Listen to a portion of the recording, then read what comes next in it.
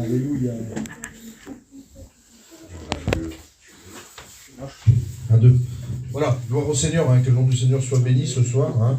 C'est encore un privilège et une grâce qu'on est rassemblés autour de la parole de Dieu. Hein. On n'est pas rassemblés autour de personne, non. Non, on est rassemblés autour de la parole de Dieu. Amen. Et quand on est rassemblés autour de la parole de Dieu, il se passe toujours quelque chose pour celui et celle qui veut être béni, parce que Dieu est vivant, Dieu parle, et Dieu parle au cœur.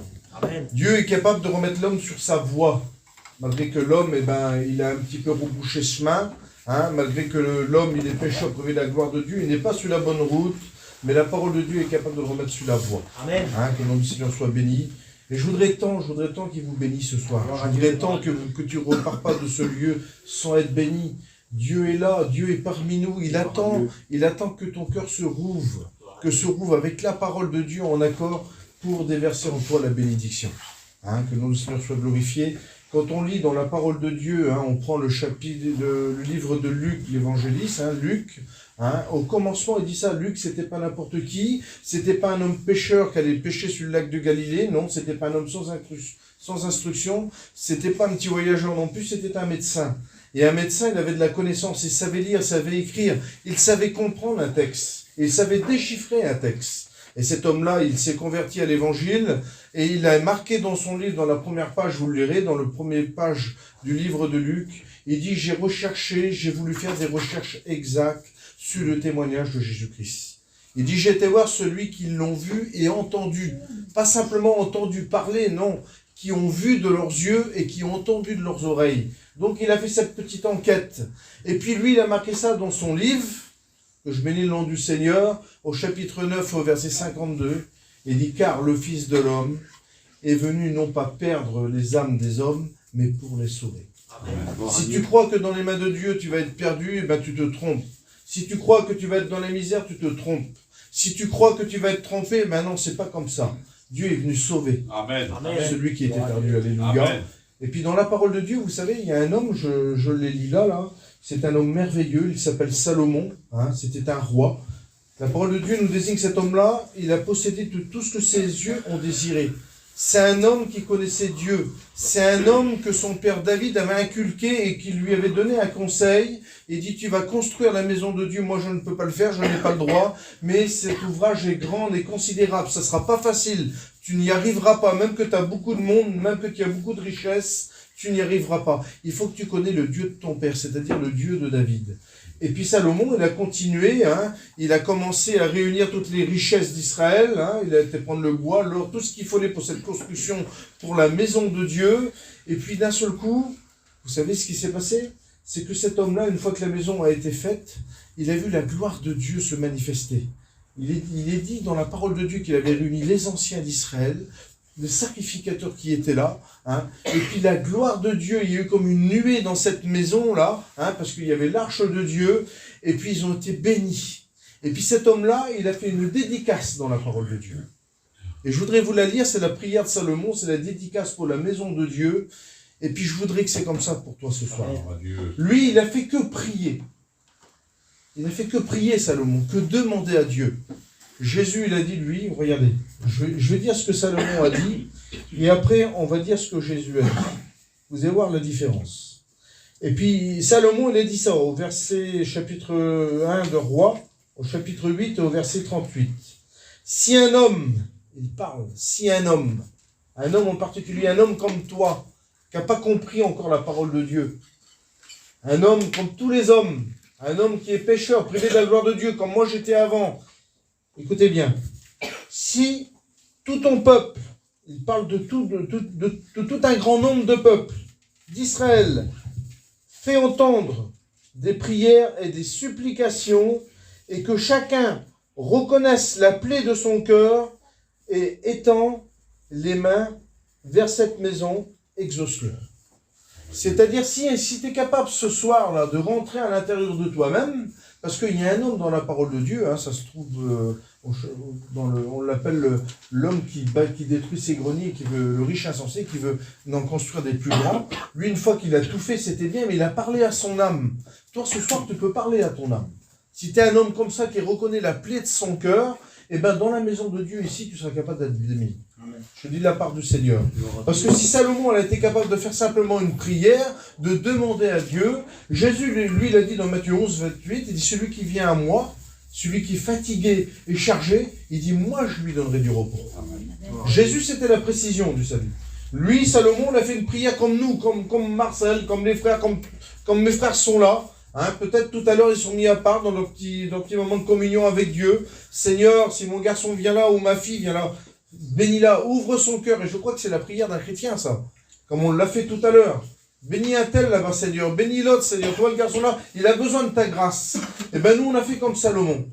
Mais Salomon, arrêtez là. Même qu'il a fait la plus belle maison de Dieu, même qu'il a mis tout en ouvrage de Dieu. L'auteur de la bénédiction, c'est Dieu. Amen. Et c'est Jésus, l'auteur du salut. Alléluia. C'est lui, le salut, c'est Jésus. Et c'est rendu capable que par le Saint-Esprit. Alors oui, il a dit celui qui est fatigué et chargé, c'est-à-dire fatigué du péché, chargé par la maladie, eh bien moi je lui donnerai du repos. Parce que dans la parole de Dieu, si il y a du repos pour le chrétien, eh bien pour l'homme insensé, il n'y en a pas de repos. Je vous dis de la part du Seigneur. Regardez ce que Asaph, comment il détaille l'homme. Regardez, on va lire la parole de Dieu. Je l'ai marqué là. Asaph, il écrivait, hein, c'était un homme merveilleux, c'était un homme qui était instruit, c'était un homme qui louait les louanges de Dieu. Et puis Asaph, il a écrit un psaume, hein, il a composé un psaume, le 73, on l'a écouté des dizaines de fois. Et regardez ce qu'Asaph dit. Regardez lui ce qu'il voyait. Parce que lui, à un moment dans sa vie aussi, où c'est qu'il a souffert, ou que c'est peut-être qu'il y avait le silence de Dieu dans sa vie, ou que c'est peut-être qu'il y a eu un moment de folie, un moment d'égarement. Et regardez ce qu'il a commencé dans son psaume. Il a dit ça. Psaume d'Asaph. Il met son nom. Oui, Dieu est bon pour Israël, pour ceux qui ont le cœur pur. Vous voyez? Il dit, il est bon, Dieu, pour Israël, pour son peuple. Il est bon pour celui qui a le cœur pur. Et regardez, mais il dit toutefois. Toutefois, ça veut dire un jour pas comme un autre. Un jour où il était pas bien dans sa vie. Un jour où c'est peut-être qu'il se croyait abandonné de Dieu, délaissé par Dieu. Un jour où c'est qu'il croyait que Dieu n'avait pas les regards sur lui. Toutefois, regardez ce qu'il est dit. Mon pied allait fléchir. Regardez, mon pied allait fléchir, mais pas été sur le point de glisser. Et ça l'arrive à chacun d'entre nous, ça peut arriver. Et il y a des gens ici qui ne sont pas chrétiens encore, mais peut-être qu'ils étaient sous la voie de Dieu, parce que Dieu leur avait parlé, ils avaient des bons sentiments pour Dieu, ils sont approchés de Dieu, hein, mais ça n'a pas été comme il fallait. Alors tu pourrais dire pour nous, qu'est-ce qui s'est passé? C'était pas le temps fixé de Dieu, c'était pas le moment de Dieu, parce que Dieu sait tout, Dieu connaît l'homme. Il nous dit dans la parole de Dieu, il n'y avait pas besoin qu'on l'enseigne sur l'homme, il connaissait l'intérieur de l'homme, il connaissait l'homme. Quand j'ai dit l'autre jour à la réunion, quand Jésus parlait du ciel, eh ben, il était du ciel. Il était des cieux. Comme il parlait de son Père, il était avec son Père. Comme il parlait de la parole, c'était lui la parole. Vous comprenez bien? Et il connaissait l'homme. Il était là comme l'homme a été façonné. Il était là avec le Saint-Esprit, avec son Père. Il était là, il connaissait l'homme. Et puis d'un seul coup, Asaph, il dit ça. Il dit, mon pied allait glisser. Et puis bien souvent, peut-être que toi, tu avais les pieds à la réunion, tu as marché pour Dieu un moment, et ton pied a glissé, parce que tu as vu le bonheur des méchants. Voilà comment Asaph a commencé à faire glisser ses pas. Il a vu le bonheur des méchants. Ah bon, Asaph, qu'est-ce qu'ils ont, le bonheur des méchants? Eh bien, ils sont pas trop persécutés, ils sont pas trop affaiblis, ils ont une belle vie, ils mangent, ils boivent, ils se réjouissent. La chair se réjouisse. Et quand on voit, excusez-moi, même qu'on est chrétien depuis longue date, mais si on va dans une boîte de nuit, et puis qu'on est un petit peu faible dans notre vie chrétienne, eh ben, le corps va vouloir danser, va vouloir s'amuser, parce qu'on n'est pas né chrétien. On a connu le monde. Et quand on a connu le monde, c'est très dangereux. Moi, si je vais dans une boîte de nuit pendant 15 jours, eh ben, je suis sûr, au bout du 16e jour, je vais faire comme Asaph, mon pied va être sur le point de glisser, parce que ma chair va donner envie, elle va porter envie à l'insensé. Il dit, j'ai vu qu'il y avait de la réussite. Il dit, j'ai tout vu ça. J'ai vu qu'ils avaient du bonheur. Et bien souvent, il y a des gens qui sont comme ça, ils sont insensés. Ils croient que les chrétiens, voilà, il n'y a pas de bonheur pour un chrétien. Il n'y a que du bonheur à la réunion. Ils ne comprennent pas qu'on est sauvé. qu'on a été mis à part par Dieu. Amen. Et un jour qu'on va partir à la rencontre du Seigneur. Amen. Et si mon âme, si mon souffle allait s'éteindre, que j'étais près de Dieu.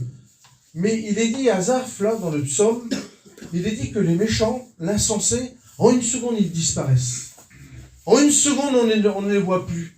Il n'y a plus d'avenir. C'est-à-dire, ils ont reçu plein de choses sur la terre, ils ont bu, ils ont mangé, ils sont réjouis, mais ça n'a pas été plus loin. Pour eux, l'histoire s'arrête là. Mais pour un chrétien, l'histoire continue. Amen. Vous comprenez bien? Ça serait trop facile, mon ami. Ce serait trop facile ce soir de manger, boire et après de mourir, c'est fini. C'est trop facile comme ça. Et puis en plus, le monde, ça ne vaudrait pas le coup d'être vécu. Parce que je dis souvent, on va dire comme ça, de 10 à 15 ans, on est un jeune garçon, on est mignon, on veut essayer de gagner le monde, on se réjouit avec les copains, on va un petit peu partout, on est bien qu'on a un petit peu de pognon dans les poches, et puis après, de 16 à 18 ans, on devient un jeune homme, on commence à fréquenter, on se marie, et là, le rideau commence à tomber, et on voit l'envers du décor. On voit que c'est pas facile. On a des enfants, les enfants tombent malades, le porte-monnaie, des fois, il n'est pas en bonne santé, il n'y a rien qui va, on voit les autres, ça réussit, nous, on n'y arrive pas. Qu'est-ce qui se passe? Qu'est-ce qui se passe? Pourquoi lui? Pourquoi pas moi? Eh bien, il y a des gens qui se disent, pourquoi que lui, les chrétiens, pourquoi pas moi? Ben, il faut s'approcher de Dieu. Amen. Il ne fait pas de favoritisme, le Seigneur. Alléluia. Il a dit tous, venez à moi, vous tous qui êtes fatigués et chargés. Il dit, moi, je vous donnerai le repos. Gloire à Dieu. Poulain ne donnera pas de repos. Paul ne peut pas donner le repos, Asaph ne peut pas donner le repos. C'est des hommes qui ont parlé de la part de Dieu. C'est des hommes qui ont appelé à l'homme à revenir dans les voies de Dieu. Vous comprenez? C'est important. Et puis toi, tu es là ce soir, tu te dis, oui, mais moi j'étais à la réunion, j'avais pris des bonnes décisions avec Dieu. Mais Dieu sait tout, Dieu connaît tout. Même que tu t'aurais baptisé, ça n'aura pas été le moment de Dieu. Peut-être le moment de Dieu, c'est pour toi ce soir. Parce que Dieu fixe des temps à l'homme. Alléluia. Et si tu es là ce soir, et si tu rentres à l'intérieur de toi-même, et tu vois la plaie de ton cœur, qui s'appelle le péché, et la plaie du cœur, le péché, c'est quoi? C'est quelque chose qui ne comble pas un cœur. Le péché, il comble la chair, pas de problème, mais pas le cœur. Le cœur est vide.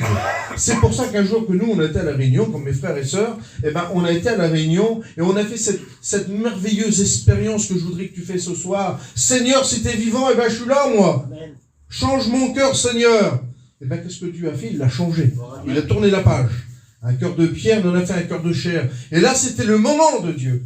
C'est le moment où c'est que Dieu parle, où c'est que tu as entendu parler de Dieu, et que tu as voulu ouvrir ton cœur, et là, Dieu fait son œuvre. Parce qu'il faut le moment. Tu prends une graine, tu la jettes l'hiver, mais elle ne poussera pas. Parce que pourquoi? C'est pas le moment qu'elle doit pousser. Il y a un moment dans une vie d'un homme où c'est que Dieu parle. Il y a un moment.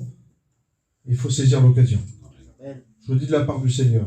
Parce que comme il disait à Asaph, il dit, je ne comprenais pas, il dit Asaph. Il dit, j'arrivais pas à m'éclairer, je pensais, je ne réalisais pas qu'ils peuvent avoir du bonheur comme ça. Et puis moi qui me sanctifie, il disait à Asaph, moi qui essaye de marcher dans la pureté, moi qui essaye de faire les choses de Dieu, c'est dur, c'est difficile. Ben oui, parce qu'un chrétien a un combat à mener. Et dans un combat, c'est dur, c'est difficile, c'est pénible. Les jours sont longs, la nuit est longue, et les jours, des fois, c'est pas facile. On rame, on pleure, on a le vent contraire, c'est pas facile. Mais il dit, voilà, il dit, j'ai été éclairé. Comment tu as été éclairé, Asaph? Il dit, quand j'ai rentré dans la maison de Dieu, Dieu m'a éclairé. Sur quoi qui t'a éclairé, Asaph? Alors, on pourrait lui poser la question, il serait à côté de moi, je lui demanderai. Sur quoi qui t'a éclairé, Asaph? Dis-nous-le. Eh bien, il dit, quand j'ai vu le sort final des méchants, je me suis consolé avec la grâce que j'avais reçue dans mon cœur. C'est que pour le méchant, il n'y a pas de bonheur. Pour le méchant, il n'y a pas de paix une fois qu'il a fermé les yeux. Une fois qu'il a fermé les yeux sur la terre, il les rouvre tout de suite dans le ciel. Mais il ne les rouvre pas pour être dans le bonheur de Dieu. Il ne les rouvre pas pour être dans le repos de Dieu. Il ne les rouvre pas pour être dans la paix de Dieu, non. Il les rouvre pour être dans le tourment. Pour être dans les pleurs, dans les grincements de dents. C'est ça le sort final du méchant. Alors, qu'est-ce qu'il a dit, Asaph? J'ai béni le nom de l'Éternel et j'ai remis mes voies sur le chemin. Amen. Et regardez, je vais vous lire un passage dans le psaume. Je l'ai marqué ici. Quand on lit nos Bibles à nous, vous savez, il y a des, par exemple, je sais pas, ça s'appelle des traducteurs. Vous prenez Louis II, par exemple, Louis II, c'était un manouche. Il a dit, mettons pain, ça veut dire maraud. Voilà, ça veut dire comme ça en manouche. Et puis il y a Darby. Darby, lui, c'est différent. Il a dit, mettons, maraud, ça veut dire pain. Vous voyez? Mais ça veut dire toujours le même mot. Ça veut dire, dans son essence naturelle, ça veut dire toujours le même mot. Et lui, Darby, il a dit ça au psaume 37. Regardez, je l'ai marqué ici. Il dit, remets ta voix sur l'Éternel. Quelle différence? Que lui c'est bon, il dit recommande ton sort à l'Éternel et il agira. Mais lui, Darby, il dit ça. Remets ta voix sur l'Éternel. Parce que l'homme est fait pour marcher sur la voie de Dieu. C'est quoi qu'on a une voie? Une voie dans le sens figuré, c'est un chemin. C'est une direction. Vous voyez? C'est un chemin, c'est une direction, c'est un chantier. Mais au bout de cette voie, il y a quelque chose.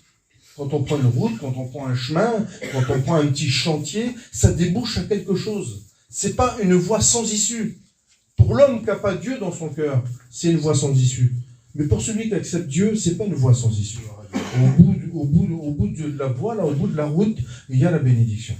Il s'appelle le repos de Dieu et qui s'appelle la grâce du Seigneur Jésus. Amen. Une fois qu'on a accepté, qu'on est dans la paix et dans la joie de Dieu.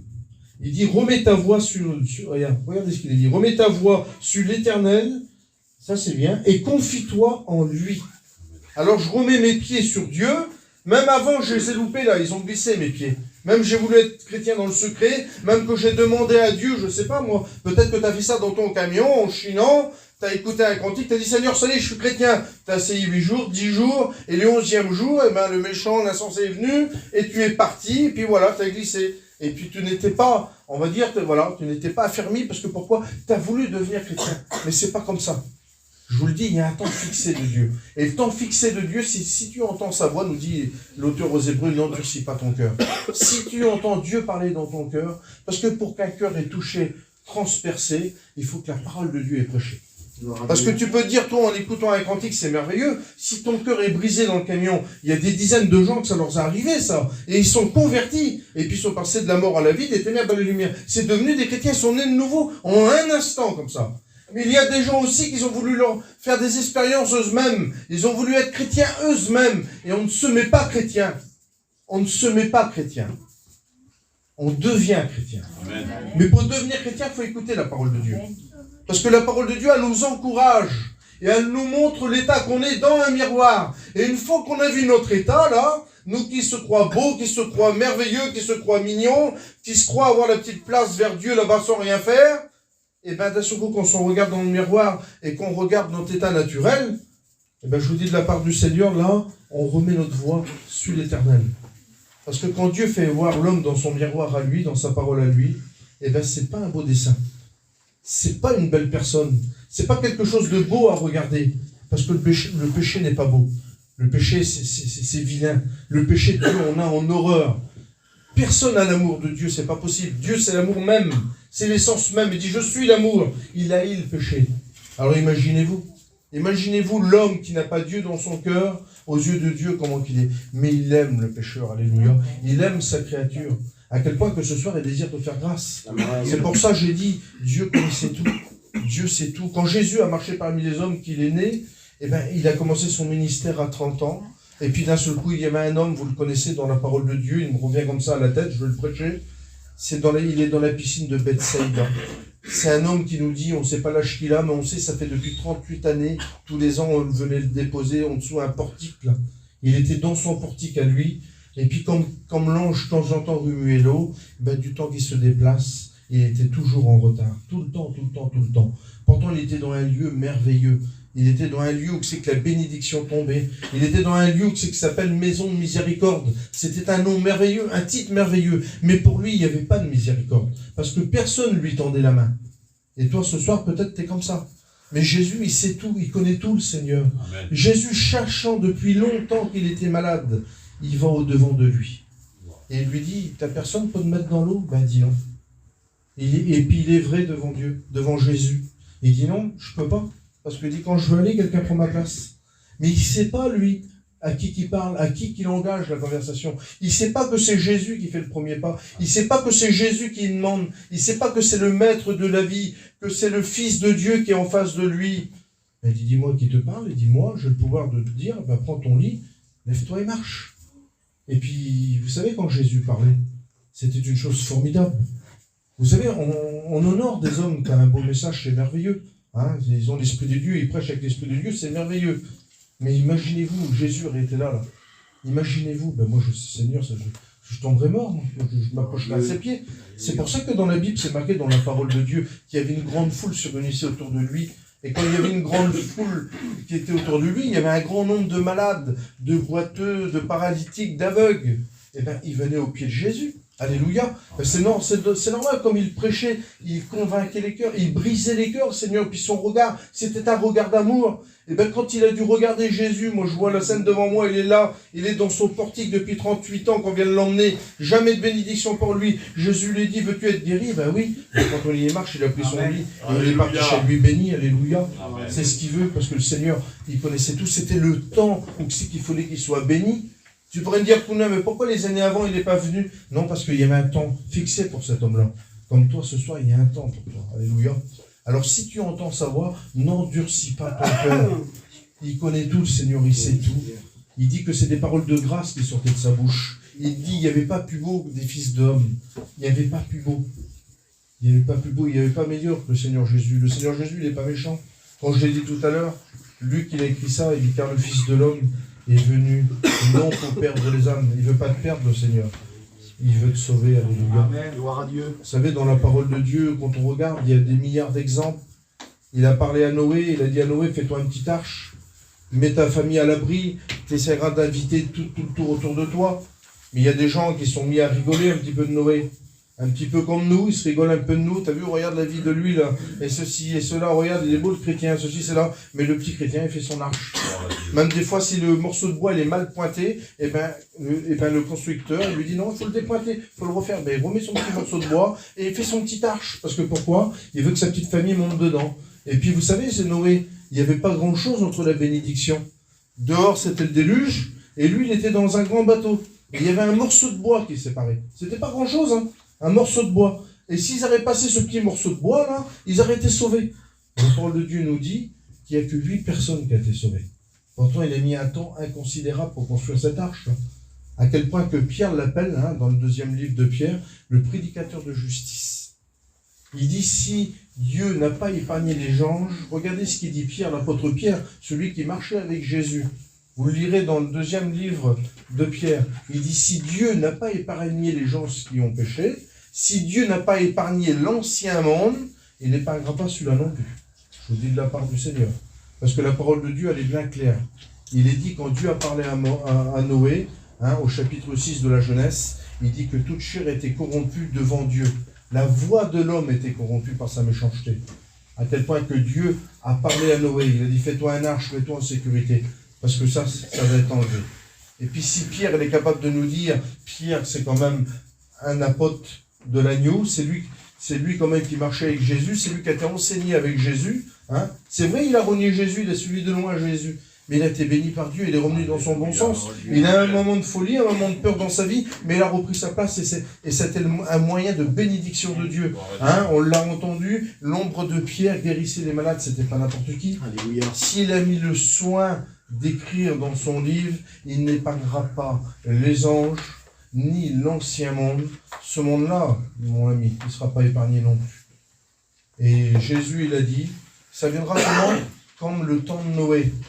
Les gens mangeaient, se réjouissaient, mariaient leurs enfants, ils ne se préoccupaient pas de l'œuvre de Dieu, ils ne se préoccupaient pas de leur salut, de la vie éternelle, ils pouvaient manger, ils connaissaient que l'amusement, leurs yeux étaient comme des écailles, et ils ne se préoccupaient pas qu'il y avait des chrétiens, ils ne se préoccupaient pas qu'il y avait des réunions qui étaient faites, que les réunions étaient faites pour sauver les âmes. Ils ont toujours passé à côté, ils préféraient l'amusement, et des fois pas grand-chose, comme un petit morceau de bois, vous voyez, le petit morceau de bois de Noé, il n'y avait pas grand-chose. Et bien peut-être toi et la croix, il n'y a pas grand-chose ce soir. Il suffit que tu vas à la croix. Il n'y a pas grand-chose, tu as un pas à faire. Et je te dis de la part du Seigneur, tu seras béni. Et il est dit, ça viendra comme du temps de Noé. Alors j'espère que tu seras dans l'arche. J'espère que ce soir, si tu entends la parole de Dieu, et si tu es capable d'être dans ton lit ce soir, et comme tu vas éteindre ta télé, de dire, Seigneur, toi, j'ai vu la plaie de mon cœur. Ce soir, j'ai vu la plaie de mon cœur. Et je te dis de la part du Seigneur que si tu as des sentiments pour Dieu, le Saint-Esprit est capable de te rappeler ce soir que tu es pécheur privé de la gloire de Dieu, mais tu peux devenir enfant de Dieu. À tous ceux qui ont entendu la parole, elle leur a donné le pouvoir, et dit Jean, de devenir quoi? Enfant de Dieu. Alléluia. Tu peux le faire ce soir. Le pouvoir, c'est quoi? C'est tout de suite tu peux le faire. Personne ne pourra t'empêcher.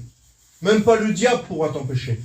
Si tu confesses que le Seigneur Jésus-Christ, il est mort pour toi et il est ressuscité, tu deviendras un chrétien. Tu dis de la part du Seigneur dans ton cœur et Dieu te bénira. C'est tout ça, c'est tout ça. Oui, reconnais dans ton cœur que Dieu est mort pour toi, pour ton péché. Et reconnais qu'il est juste, qu'il a été ressuscité pour ta justification. Amen. Et je te dis de la part du Seigneur que Dieu, tu seras sauvé. Amen. Parce que Dieu ne fait pas de favoritisme. Les apôtres ont dit dans quelque lieu que ce soit, même là, pour nous, dans la petite réunion ce soir, oui, même là, Amen. Celui qui prononcera le nom du Seigneur, il sera sauvé. Amen. Mais attention, fais attention quand tu prononces le nom du Seigneur. La parole de Dieu nous met en garde. Celui qui prononce le nom du Seigneur, qu'est-ce qu'il doit faire? Il doit s'éloigner de l'iniquité. On doit s'éloigner. Je prononce le nom du Seigneur, je ne le prononce pas en vain. Je le prononce pour être sauvé. Amen. Je le prononce pour lui rendre grâce. Je le prononce pour le remercier. Pas simplement pour le mettre à l'épreuve. Seigneur, ouvre ton ciel. Pilate a voulu le faire. Fais-nous des miracles. Dieu n'a pas dit un mot. Pourtant, il était capable de le faire, je vous le dis de la part du Seigneur. Dieu, c'est pas une lumière, un bouton qu'on appuie dessus. Dieu, c'est Dieu. Il connaît les cœurs, comme j'ai dit tout à l'heure. Pas besoin de l'enseigner sur l'homme, il connaissait l'homme. Alors, on ne va pas aller plus loin. Dieu connaît ton cœur ce soir. Ton cœur de pierre, il veut en faire un cœur de chair, comme moi. Je dis de la part du Seigneur. On ne mérite rien du tout. Nous, on ne mérite rien. Mais c'est par sa grâce qu'on est sauvé. C'est par sa grâce que je tiens. C'est par sa grâce que je suis un chrétien. C'est par sa grâce que je le prie. C'est par sa grâce que j'ai un morceau de pain. C'est par sa grâce que j'ai un habit sur moi. Tout est par sa grâce. C'est par sa grâce que je respire. Parce que tout nous est prêté. C'est de la part du Seigneur. N'oublie pas que dans ton cœur, il y a un endroit qui s'appelle, où il y a la pensée de Dieu. C'est un endroit qui est vide. Il est incomblable. Le seul qui peut le combler, c'est Dieu. Amen. Parce que c'est sa place à lui, alléluia, parce qu'il a mis la pensée de l'éternité dans le cœur de l'homme. Alors on va prier le Seigneur ensemble. Hein. Nous te bénissons, Seigneur, nous te rendons grâce. Ta parole, elle est merveilleuse.